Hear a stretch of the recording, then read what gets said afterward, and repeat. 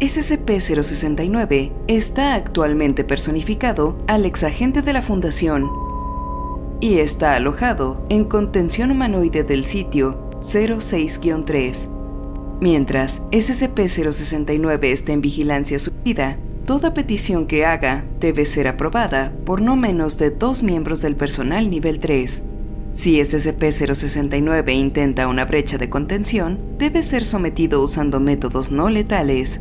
Si SCP-069 muere, agentes encubiertos deben ser instruidos para monitorear reportes de incidentes en donde individuos parecen haber escapado de una muerte segura, y SCP-069 debe ser recontenido tan pronto como sea posible. Nota: pese al hecho de que SCP-069 es idéntico en toda forma al agente, permanece como SCP activo en contención y no debe ser tratado como un empleado de la Fundación.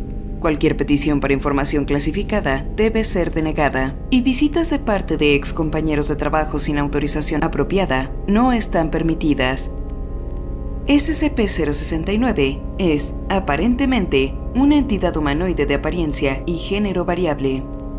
A través de una habilidad desconocida, cada vez que SCP-069 es dejado solo con un cuerpo humano recientemente fallecido, el cuerpo desaparecerá y SCP-069 tomará la apariencia, amaneramientos y conocimiento del individuo recientemente fallecido. A través de experimentación extensiva, se ha demostrado que SCP-069 es completamente indistinguible del individuo que personifica, concordando las huellas digitales del individuo original, ADN y, con precisión casi perfecta. SCP-069 no retiene conocimiento de sus habilidades o antiguas personificaciones. SCP-069 responde normalmente a heridas y dolor, pero si es asesinado, se debilitará rápidamente hasta el polvo, a pesar de cualquier intento de preservación. SCP-069 reemergerá en el sitio de la muerte humana más reciente. No se conoce un rango máximo para este efecto y se han observado saltos de hasta 675 kilómetros. SCP-069 puede personificar a un solo individuo indefinidamente. Sin embargo, ganará un impulso primordial a poner su vida en orden, incluyendo pero no limitado a resolver cualquier obligación financiera o personal pendiente, visitar a su familia, actualizar su voluntad y testamento y otros actos de cierre. Cuando es cuestionado, SCP-069 profesa no tener otra motivación que un deseo de enderezar su vida en caso de un evento imprevisto de heridas o muerte. SCP-069 atrajo la atención de la Fundación por primera vez en 1990, siguiendo los reportes del bombero John M. D., quien milagrosamente emergió vivo de un edificio en llamas, donde otros 2 bomberos y 11 civiles perecieron. Agentes encubiertos adjuntos a las autoridades locales fueron notificados de un posible SCP cuando reportes sobre el equipamiento del bombero había sido dañado después del reconocimiento y había sido considerado imposible para el bombero emerger sin rasguños. Aproximadamente 3 semanas después, el presunto John M. atendió a otro edificio en llamas a gran escala, durante el cual entró a un cuarto lleno de humo solo y nunca fue encontrado. Solo un civil fue rescatado del edificio, de nuevo, casi ileso, a pesar del humo denso reportado con el edificio. SCP-069 fue designado al día siguiente y procesado bajo la custodia de la Fundación por los miembros del Destacamento Móvil XI-3. Del 2000, el agente, un guardia asignado a SCP-069, fue asesinado durante la brecha de contención de SCP y subsecuentemente personificado por SCP-069. Sin embargo, inicialmente en negación después de haber sido informado de su identidad, ha sido en general cooperativo desde su personificación de un empleado de la Fundación de nivel medio. Contingencia para el uso futuro de los empleados de la Fundación fallecidos para el uso de SCP-069 están bajo consideración. Del 2000, SCP-069 intentó cometer suicidio después de que un investigador junior accidentalmente le informó que la familia del agente se había enterado que el agente estaba muerto y de sus reacciones subsecuentes, Debido al masivo costo de posiblemente tener que recontener a SCP-069, estrictas medidas de vigilancia suicida fueron implementadas. Planes para usar otros empleados de la Fundación fallecidos como posibles blancos de personificación para SCP-069 han sido suspendidos.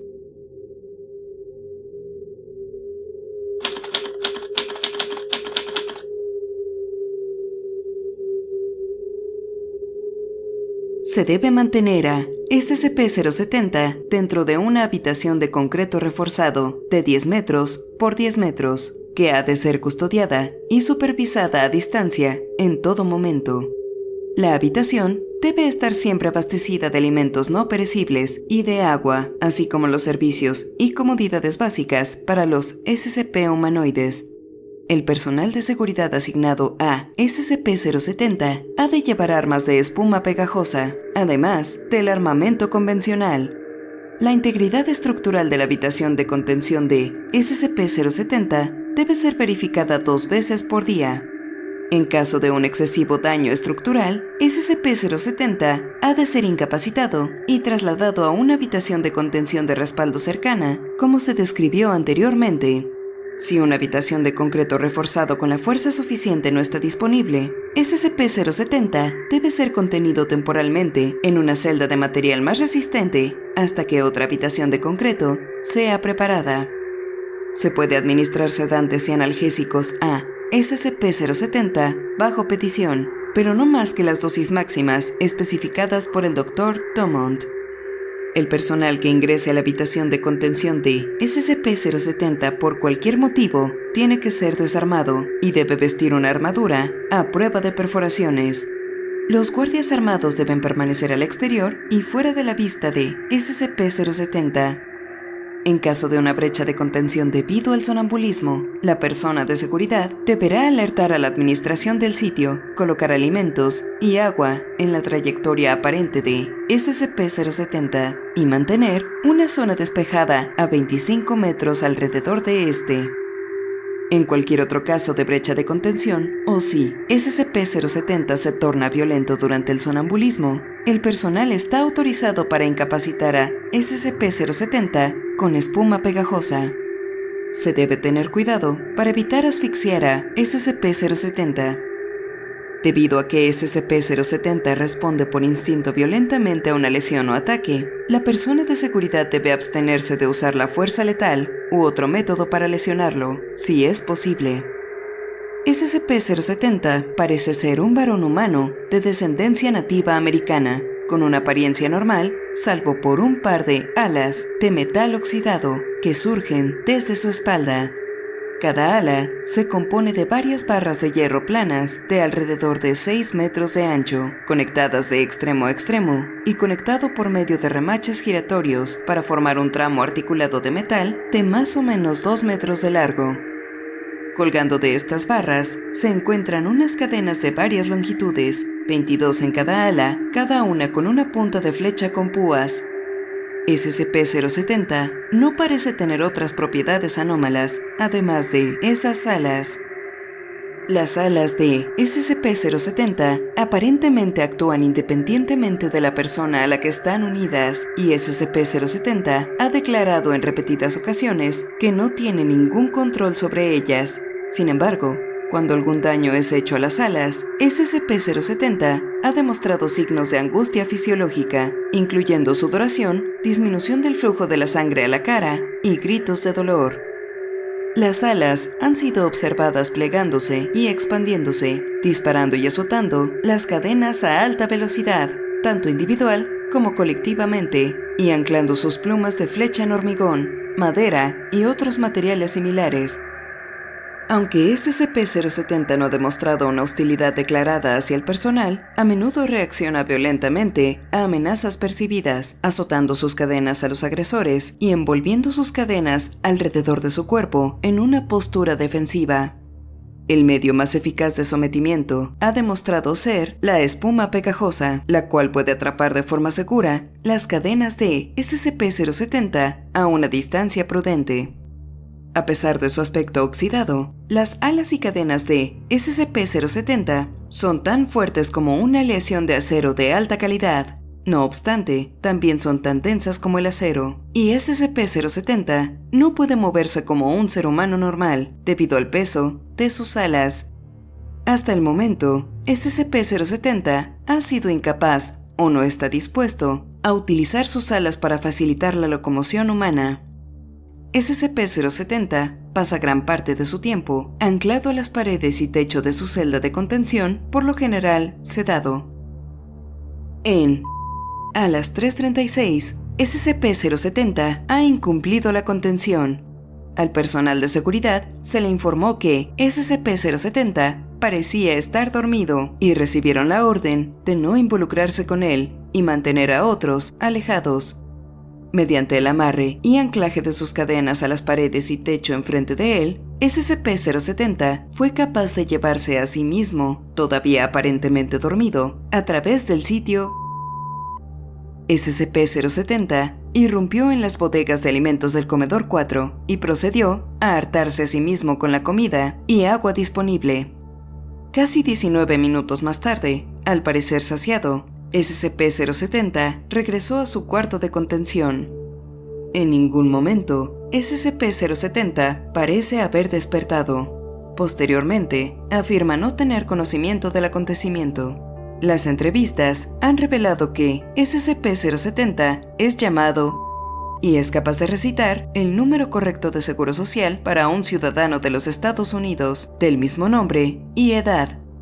SCP-070 dice ser miembro de la tribu Kiowa y SCP-070 afirma no saber cómo las alas llegaron a estar ahí. Solo recuerda haber despertado en un depósito de chatarra con ellas tras haber tomado una gran cantidad de peyote la noche anterior.